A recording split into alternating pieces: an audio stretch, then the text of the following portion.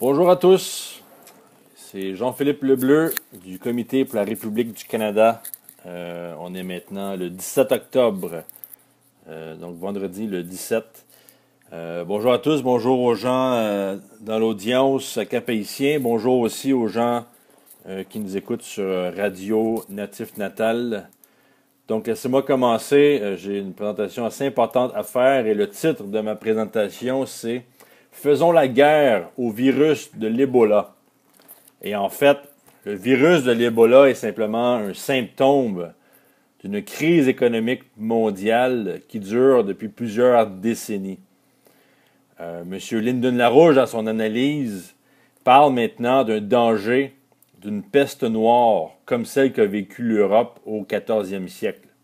Pas simplement causée par l'Ebola, mais en fait causée par des conditions économiques, des conditions de vie à travers non seulement les pays pauvres, mais aussi les pays supposément développés, comme les États-Unis, le Canada, etc., dans lequel, à cause de cet effondrement de l'économie, cette destruction graduelle de nos infrastructures, de notre système de développement scientifique, et aussi du système immunitaire de la population, on a une condition où des maladies peuvent en fait prendre carrément le contrôle, de votre économie parce que ce sont des maladies qui deviennent très dangereuses, comme on va le voir avec le virus de l'Ebola, et aussi la réaction politique de nos dirigeants et de la population est tragique.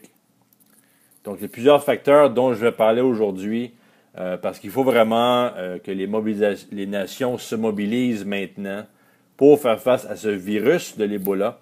Et en fait, c'est là le test à savoir si l'espèce humaine va être capable de survivre la crise actuelle, si on va la renverser, si on va retourner vers le développement, vers une dynamique d'optimisme envers l'espèce humaine, ou est-ce qu'on ne va pas chuter?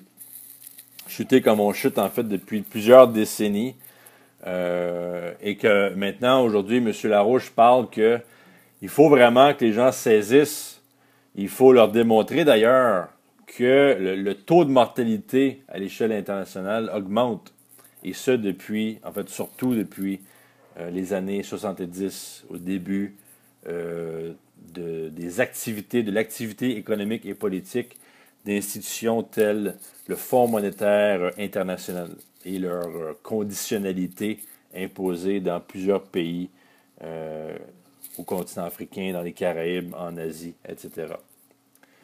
Donc, commençons avec le commencement. Le virus de l'Ebola, la situation actuelle. Il y a de ça quelques jours, on parlait, en fait, plusieurs experts disaient que les États-Unis n'avaient rien à craindre du virus de l'Ebola. Et maintenant, on est rendu avec un décès au Texas. On a aussi les deux infirmières qui ont traité le cas au Texas, un dénommé Thomas Duncan. Ces deux infirmières-là sont maintenant très malades. Et que, en fait, les experts nous ont aussi dit que de ne pas s'inquiéter, qu'il y avait un protocole, on avait formé les gens, etc., etc. Tout ça, en fait, est faux. Et je vais revenir là-dessus. En fait, on a des experts maintenant qui nous montrent ça pour tenter de garder, en fait, d'éviter la panique dans la population, mais c'est en fait des mensonges qui font partie d'une intention beaucoup plus grave, une intention où, en fait, les gens parlent de la nécessité de dépeupler la planète, de réduire la population mondiale.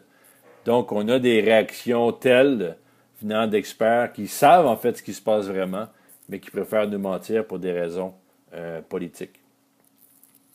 Donc, quelques faits sur la situation avec le virus de l'Ebola. On est rendu maintenant dans l'ouest de l'Afrique où le virus de l'Ebola a commencé il y a de ça quelques mois, depuis le mois de mars de cette année.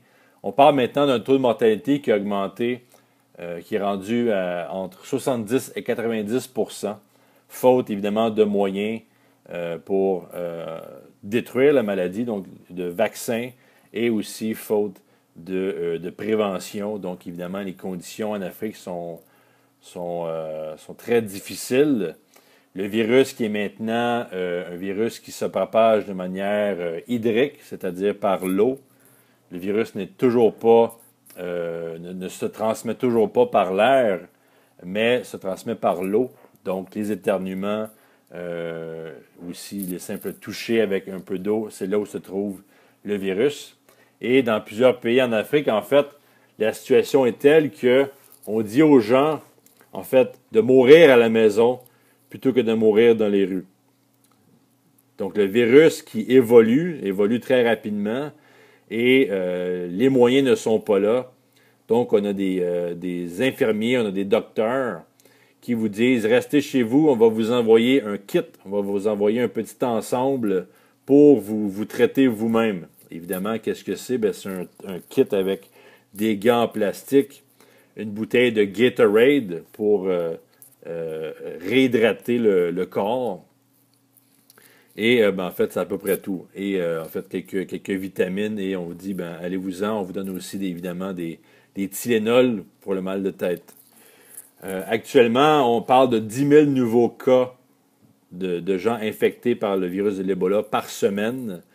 C'est à la moyenne maintenant, c'est que ces cas-là sont en train de doubler à tous les 20 jours.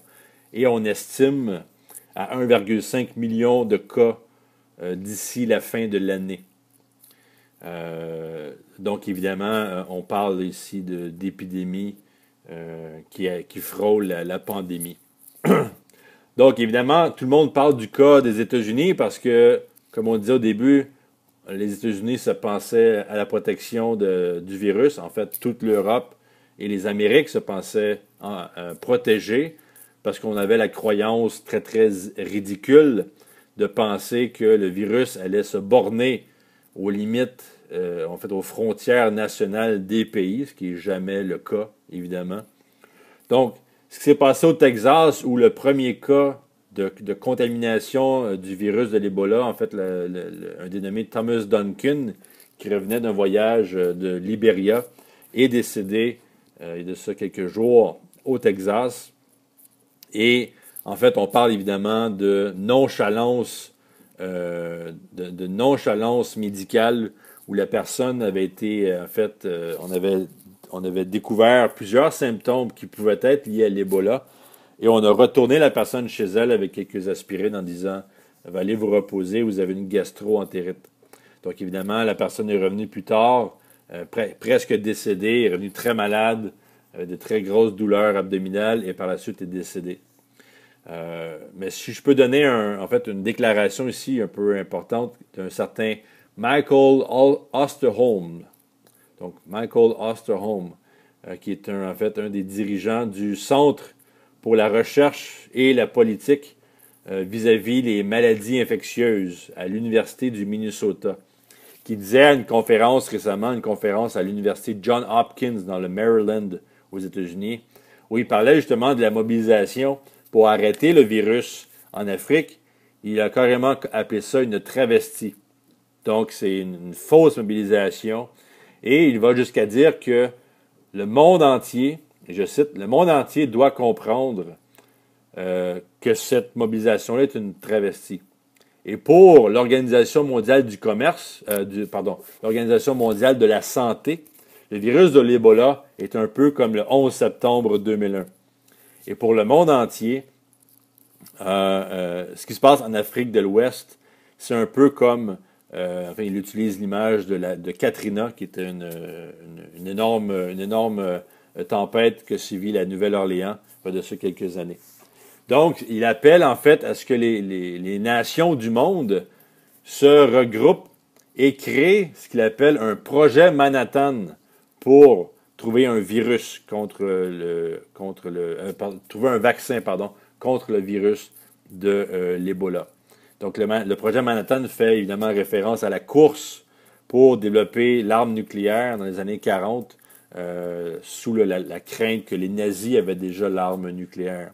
Donc, évidemment, c'est l'idée de tout mettre nos efforts pour trouver ce virus-là le plus vite possible. Donc, on a attendu, en fait, du mois de mars jusqu'à aujourd'hui, jusqu'au mois d'octobre, avant qu'il y ait une mobilisation. Évidemment, ce n'est pas un projet Manhattan, mais il y a une certaine mobilisation où là, des nations, comme le Canada et la Russie, ont commencé à promettre des vaccins d'ici le mois de décembre. Donc, pour continuer là-dessus aussi, une autre citation importante du général Kelly du Southern Command aux États-Unis, donc qui s'occupe du niveau militaire là, de la section sud des Amériques. Donc, lui qui dit carrément que le virus de l'Ebola va s'étendre en Amérique latine et dans les Caraïbes. Ça, il n'y a aucun doute, vu le manque de mobilisation pour faire face à ça. Donc, ces gens-là semblent comprendre le problème jusqu'à un certain point. Et le problème nous vient de gens comme le docteur Anthony Fauci, qui lui est le directeur de l'Institut national pour les allergies et les maladies infectieuses aux États-Unis. Et Fauci, dans une conférence, justement la même conférence à l'université de Johns Hopkins, voulait se faire rassurant en disant « Ne vous inquiétez pas, le virus n'est pas transmissible par l'air, il n'y a aucun problème, on a ce qu'il nous faut, on a le protocole, etc. » Et en fait, une des membres du mouvement Larouche, Deborah Freeman, qui est elle-même une épidémiologiste avec plusieurs années d'expérience, a simplement exposé M. Fauci en disant que tout ça c'était une fraude, que le virus est en fait de transmission hydrique et que il y a beaucoup de cas où on peut justement contracter le virus de cette manière-là.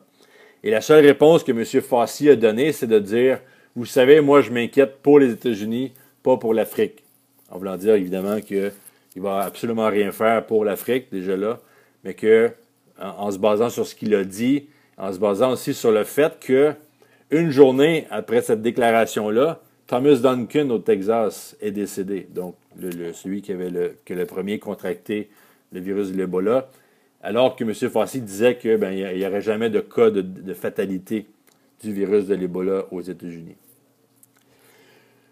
Donc, tout ça, ça se situe dans quel contexte? Évidemment, il faut regarder la réalité à long terme.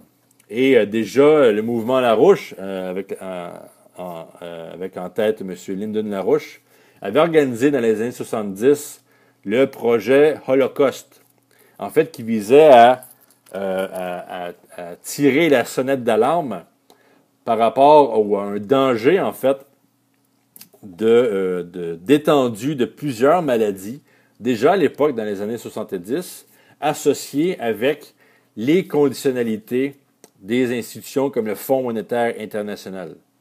Donc, M. Larouche et son organisation ont rapidement fait le lien, que tout le monde doit comprendre maintenant, entre un effondrement économique physique et l'accroissement, en fait, des maladies, non seulement contagieuses, mais des maladies en général, vu l'effondrement, comme on disait au début, du système immunitaire de la population et vu l'accroissement de la pauvreté, donc des gens qui n'ont pas accès aux infrastructures, qui n'ont pas accès à une bonne alimentation, et en fait, où on crée des bidonvilles dans lesquels ces maladies vont se propager très rapidement. Donc, on a laissé s'effondrer l'économie. Mais est-ce que tout ça est vraiment dû à une simple nonchalance, une simple erreur médicale ou une simple erreur dans la mobilisation? En fait, il faut reculer plus loin parce qu'il faut comprendre ce qu'est l'impérialisme exactement. L'impérialisme est en fait c'est le vrai virus auquel on a affaire maintenant. Et on peut se rappeler, pour certains, des citations très directes venant, par exemple, de gens comme Bertrand Russell, le philosophe le pseudo-philosophe et le pseudo-scientifique de l'Empire britannique. Donc, M. Russell qui était actif politiquement dans le début du 20e siècle à travers le monde et qui avait écrit dans un de ses livres de 1953, un livre intitulé « Impact de la science sur la société », dans lequel, en fait, il appelait à ce que l'on crée une peste noire à chaque génération pour éviter la surpopulation dans le monde. Donc, il dit, je vais vous donner la citation en anglais, je vais la traduire, il dit, ça c'est en 1949, donc il disait, « If a black death could spread throughout the world once in every generation, survivors could procreate freely without making the world too full. Donc, comme je disais, s'il y avait une peste noire qui prenait d'assaut le monde à chaque génération, donc à chaque 25 ans, les survivants de cette peste pourraient procréer librement sans craindre de rendre le monde, de trop remplir le monde avec des êtres humains. Donc, c'est vraiment une citation machiavélique et on entend ce genre de pensée chez des gens comme le prince Philippe, par exemple, le consort de la reine d'Angleterre, Élisabeth II, qui lui aussi va jusqu'à dire, qu'il a dit en fait en 1988, il dit « Si j'avais la chance d'être réincarné, je voudrais revenir sur Terre comme un virus mortel pour enfin contribuer au problème de la surpopulation. » Et on voit tout ça aujourd'hui dans le mouvement environnementaliste qui a créé en fait un pessimisme envers la population, envers l'homme, envers l'être humain en soi. Donc quand on voit des meurtres, quand on voit des génocides, quand on voit un virus qui prend d'assaut une population, mais ça va nous prendre encore plus de temps à réagir parce que la réaction est de dire que l'être humain en fait n'a pas de valeur ou a moins de valeur que le reste de la nature. Donc si on meurt, ben, c'est quand même pas si mal. Et ça, c'est le genre de choses qu'on entend à tous les jours venant de ce type d'organisation-là. Mais j'aimerais faire un lien un peu plus direct avec les États-Unis, mais aussi l'Angleterre. C'est-à-dire, on a un politicien, qui est maintenant très âgé, mais qui était très actif aux États-Unis, un dénommé Henry Kissinger, que certains connaissent peut-être. Il était secrétaire d'État aux États-Unis pendant plusieurs années. Il était un grand personnage de la politique américaine, mais aussi britannique, lui-même se considérant plus comme un atout pour l'Empire britannique que pour le gouvernement américain. Et M. Kissinger avait publié dans les années 70, donc en même temps que la création, ou plutôt, je dirais, le développement de la politique de conditionnalité du FMI, il avait écrit un rapport intitulé le National Security Study Memorandum 200, donc le NSSM 200, dans lequel il appelait en fait à ce que les nations, dont les États-Unis, se mobilisent pour contrer la croissance de la population dans les pays en développement. Donc, en faisant de cet enjeu-là un enjeu principal pour la sécurité nationale américaine. Donc, c'est vraiment un problème impérial qu'on voit maintenant. Et en fait, aujourd'hui, on est en train de subir les conséquences de ces politiques-là. Et on l'a vu récemment, peut-être avec, on se rappelle, on a eu différents types de maladies qui ont vraiment créé beaucoup l'émoi. Vers l'an 2000, on avait eu le problème de la grippe bovine, donc ce qu'on appelait la maladie de la vache folle, qui avait vraiment décimé les troupeaux de bœufs en Europe, en Amérique du Nord aussi. On a eu la grippe aviaire, la grippe porcine. Et M. Larouche, toujours avec son organisation, en 2001, avait créé l'initiative de défense biologique, dans laquelle M. Larouche appelait justement à certaines actions politiques dans le court terme et dans le long terme. Et évidemment, quand on regarde le virus de l'Ebola, il faut aussi penser à court terme et à long terme. Et donc, Mme Deborah Freeman, qui en fait a donné une entrevue récemment pour le site Larouche-PAC, donc Larouche Political Action Committee, dans lequel elle mentionnait par exemple certaines choses qui pourraient être faites pour s'occuper de l'Ebola ou du moins aider à combattre le virus de l'Ebola sur la côte ouest de l'Afrique. Donc, le premier exemple était d'utiliser les bateaux militaires qui sont dans la région. Donc, les États-Unis et d'autres nations ont des bateaux de type militaire qui pourraient être utilisés justement pour augmenter le nombre de lits d'hôpitaux pour ces nations-là. Si on prend par exemple juste je crois que on parle du Sierra Leone ou le Libéria, en fait, où on parle d'endroits où en fait le nombre de lits, on parle de 330 lits d'hôpitaux pour une population de 6,5 millions d'habitants, de 6,5 millions. ce qui est évidemment une vraie blague. Et ça, on parle de la nation du Sierra Leone. 330 lits d'hôpitaux pour 6,5 millions de personnes. C'est évidemment les conditions pour un véritable génocide, une véritable épidémie de l'Ebola. Et aussi une autre proposition, ça a été de reconstruire certains buildings abandonnés pour essayer le plus possible de transformer ça en lits d'hôpitaux. Évidemment, c'est un peu dernière minute. Les États-Unis étaient censés envoyer des soldats, mais en fait, les soldats qui vont là-bas sont censés construire des hôpitaux, mais ce sont des hôpitaux de niveau 3. Et en fait, ça prend des hôpitaux de niveau 4 pour être capable de s'occuper du virus de l'Ebola. Et pour vous donner une idée, aux États-Unis, des hôpitaux de type 4, bien, il en existe 4 seulement pour une population de 300 millions d'habitants. Donc, c'est incroyable, mais en fait, on a beaucoup d'hôpitaux de niveau 3. Donc, ce qu'il faut faire, c'est de mettre à jour ces hôpitaux pour qu'ils soient de niveau 4. Et ça, pas juste aux États-Unis, partout à travers le monde, parce que comme on l'a vu, une épidémie commence toujours avec un cas. Et quand on a ce cas-là, il faut agir. Et là, c'est cette mentalité-là qui manque. Il y a aussi, en fait, on parle d'une autre méthode d'injecter une dose d'électrolyte par intraveineuse pour la population, leur injecter des fluides, parce que le problème, c'est quand le corps se déshydrate, le corps aussi qui va suer, va perdre ses électrolytes, donc plus de danger d'obtenir la maladie comme ça, donc le corps étant plus faible. Donc une simple injection d'électrolytes, qui sont des choses qu'on retrouve simplement, par exemple, dans le Gatorade, une boisson très bien connue là, en Amérique du Nord. Donc ça, c'est une chose.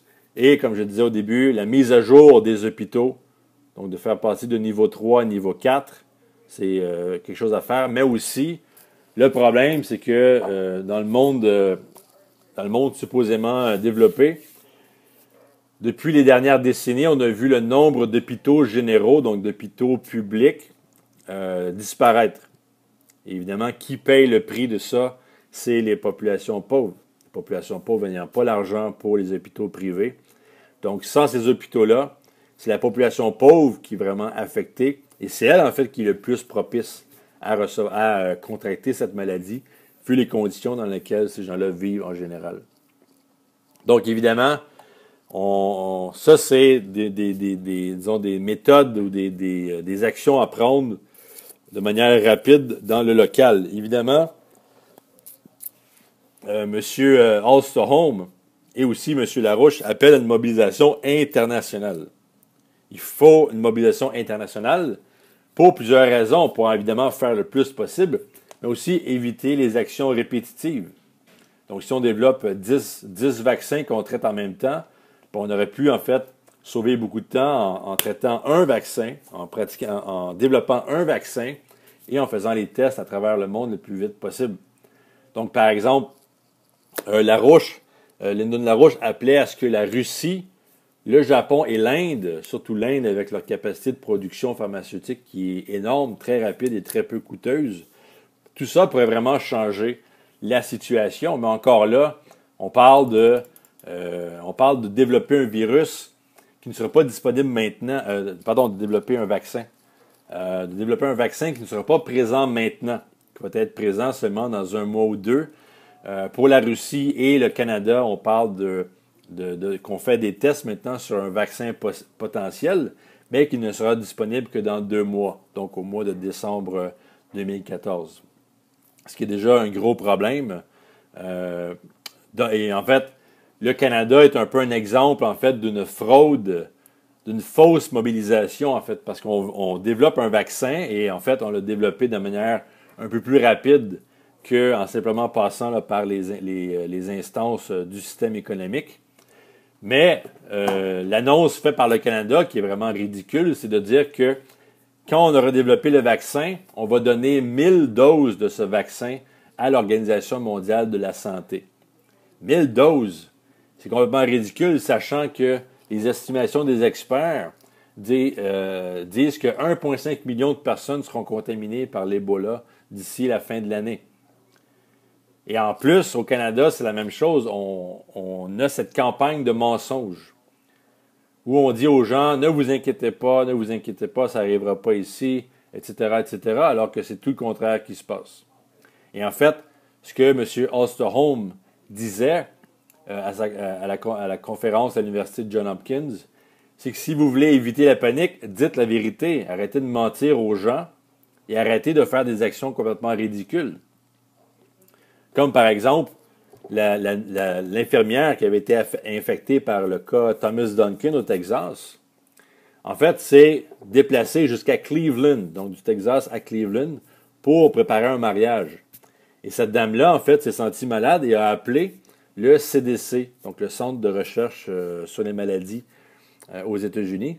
Et elle a demandé, est-ce que je me sens mal, est-ce que je peux prendre l'avion pour retourner au Texas? Et les gens du CDC ont dit oui. Donc, complètement ridicule, sachant qu'il existe des avions, il existe des méthodes pour vraiment isoler une personne et ensuite la déplacer pour l'amener dans un hôpital de niveau 4. Donc, on a vraiment une politique chaotique, une politique de non-action, en fait, concernant ce virus-là. On a aussi une propagande de mensonges. Évidemment, c'est la meilleure manière d'avoir une panique. Et ça commence avec un cas et à un moment donné, ça va s'étendre. Donc, au lieu d'en rester à une mobilisation basée sur nos moyens actuels, il faut briser cette logique d'idiotie et cette logique aussi dans laquelle la population mondiale a vraiment agi de manière stupide pendant les dernières décennies. Pourquoi? En fait, regarde, si on regarde les gens qui ont été votés au pouvoir, le problème ne date pas d'hier, le problème ne date pas de Barack Obama en 2008. Lui, c'est un bon exemple d'erreur politique. Mais il faut vraiment que la population brise avec cette tragédie populaire. Donc, par exemple, le cas d'Obama est un cas évident où M. Obama a dit plusieurs choses à la télévision, a même parlé d'avoir une grosse mobilisation, ce qu'il appelait un SWAT team pour s'occuper de l'Ebola aux États-Unis, mais en fait, rien n'est fait. Obama, en fait, tout ce qu'il fait, c'est jouer au golf. Et même, les Américains se demandent s'ils n'auraient peut-être pas dû élire Tiger Woods à la place. Peut-être qu'il aurait joué moins de fois au golf que Barack Obama. Donc, ce qu'il faut faire, c'est briser avec la logique impériale. Il faut une mobilisation tout azimut. Et c'est cette mobilisation, c'est de relever cette mobilisation-là qui va faire que l'espèce humaine va se sortir de sa crise en général. Parce qu'évidemment, de produire un vaccin, on n'a pas les moyens actuels. On a détruit nos moyens à travers la coupure budgétaire, à travers l'austérité qui, en fait, pullule à travers la planète. Sauf maintenant, justement, dans la dynamique des nations du BRICS, le Brésil, la Russie, l'Inde, la Chine, l'Afrique du Sud, qui sont en train de renverser ça. Mais en fait, il faut regarder les solutions, les grandes solutions.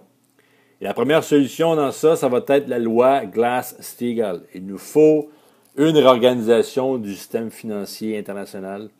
Il faut, en fait, mettre un terme à cette politique de sauver les banques avant de sauver la population. Il faut protéger les investissements pour l'économie physique, l'économie productive, et vraiment avoir une renaissance scientifique qui va permettre de trouver le vaccin du virus de l'Ebola et de trouver encore beaucoup d'autres choses par la suite pour résoudre les problèmes actuels qui menacent la santé, qui menacent en fait l'avenir de la population mondiale au complet.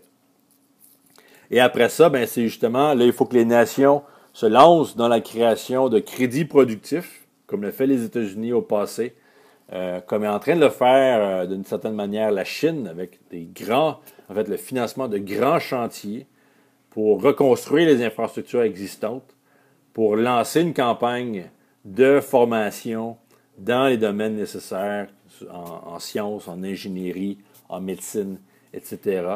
Et de reconstruire cette infrastructure nécessaire au développement de l'espèce humaine et aussi, évidemment, se joindre à la mobilisation du BRICS, qui est en train de suivre les politiques de Lyndon LaRouche dont M. Larouche parle depuis des décennies, c'est-à-dire d'empêcher un retour du fascisme, d'empêcher cet effondrement économique qui va venir à bout des nations, peu importe leur nom.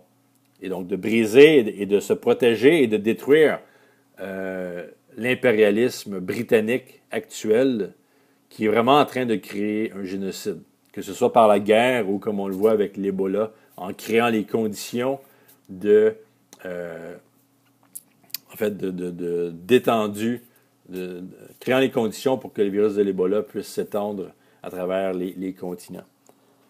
Donc, il existe une solution, mais elle ne sera pas facile.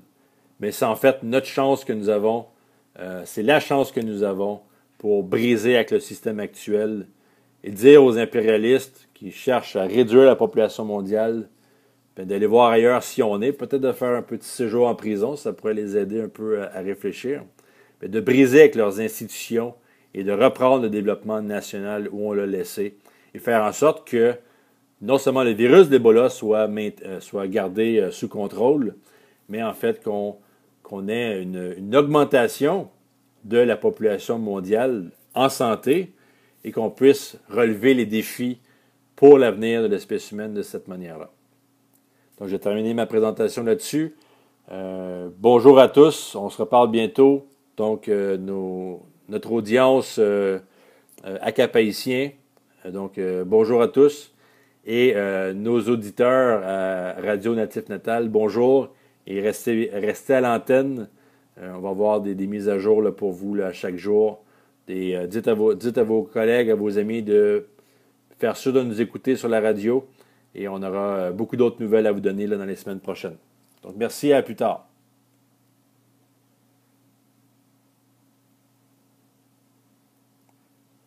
Cette destruction graduelle de nos infrastructures, de notre système de développement scientifique et aussi du système immunitaire de la population, on a une condition où des maladies peuvent en fait prendre carrément le contrôle de votre économie parce que ce sont des maladies qui deviennent très dangereuses, comme on va le voir avec le virus de l'Ebola. Et aussi, la réaction politique de nos dirigeants et de la population est tragique. Donc, il y a plusieurs facteurs, un symptôme d'une crise économique mondiale qui dure depuis plusieurs décennies. M. Lyndon LaRouche, dans son analyse, parle maintenant d'un danger d'une peste noire comme celle qu'a vécue l'Europe au 14e siècle.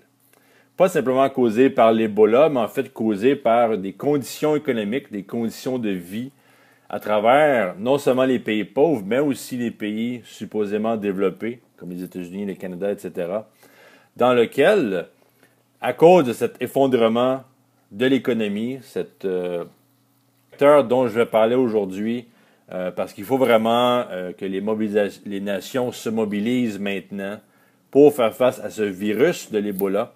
Et en fait, c'est là le test à savoir si l'espèce humaine va être capable de survivre la crise actuelle, si on va la renverser, si on va retourner vers le développement, vers une dynamique d'optimisme envers l'espèce humaine, ou est-ce qu'on ne va pas chuter?